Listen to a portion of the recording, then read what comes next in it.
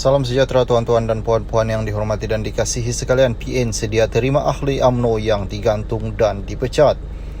Perikatan Nasional sedia menerima sesiapa sahaja ahli UMNO yang digantung dan dipecat. Parti itu, Pengurusi PN Terengganu Datuk Seri Dr. Ahmad Samsuri Mokhtar berkata, beliau percaya semua yang terbabit itu ketika ini masih berkira-kira untuk mengatur langkah selanjutnya. Setakat ini kita masih belum menerima sebarang permohonan dari sesiapa. Saya percaya kerana masih berkira-kira langkah seterusnya, perkara baru sahaja berlaku malam tadi.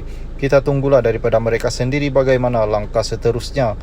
Majlis Kerja Tertinggi UMNO semalam memutuskan memecat bekas Ketua Pemuda UMNO Khairi Jamaluddin dan Tan Sri Noh Omar.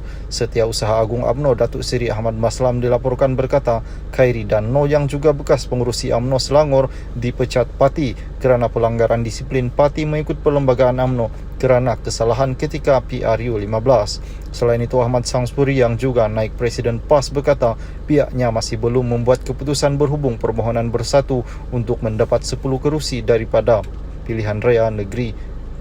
InsyaAllah kita akan berbincang, PAS akan berbincang secara adik-beradik dengan bersatu kerusi mana di mana munasabah atau tidak, kita kena duduk dan bincang. Pecat KJ Noh Omar, gantung Hishamuddin dan 3 lagi pemimpin.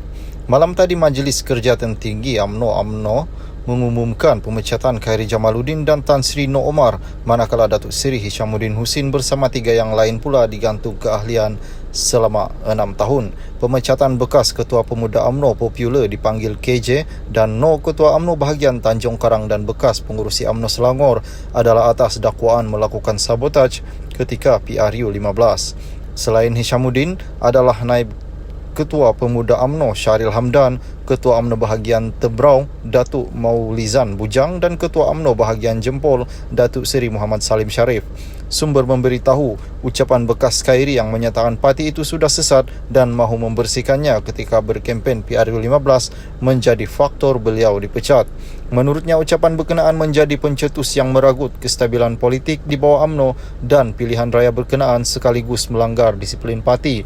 Pemecatan Noh pula selepas mendapat laporan dan bukti kukuh beliau sabotaj calon BN Tanjung Karang pada PRU 15.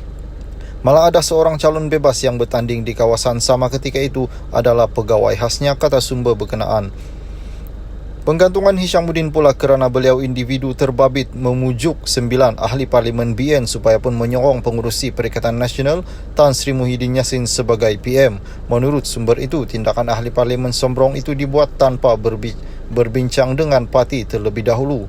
Penggantungan Maulizan pula kerana beliau menjadi individu membantu Hishamuddin mengumpul SD untuk menyokong Muhyiddin.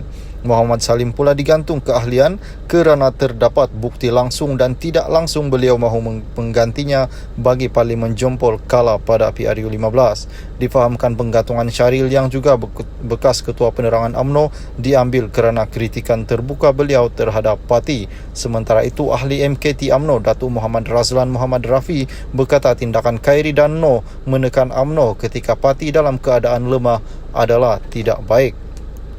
Salam sejahtera tuan-tuan dan puan-puan yang dihormati dan dikasihi sekalian. Tak tunduk, tak terkesan atau kecewa, kata Khairi Jamaluddin. Bekas Ketua Pemuda UMNO Khairi Jamaluddin menyatakan beliau tidak kecewa atau tunduk dengan pemecatannya sebagai ahli UMNO malam tadi. Menerusi kenyataan ringkas di Twitter, bekas ahli Parlimen Rembau itu berkata beliau juga tidak terkesan dengan keputusan itu. Malam ini saya dipecat oleh parti yang saya sayang. Saya berikan kesetiaan, unbowed, unbent, unbroken, katanya. Setiausaha Agung UMNO Datuk Seri Ahmad Maslam malam tadi mengesahkan Tan Sri Noh Omar dan Khairi dipecat daripada UMNO. Kedua-dua mereka dipecat parti disebabkan pelanggaran disiplin parti mengikut Perlembagaan UMNO kerana kesalahan sewaktu PRU 15.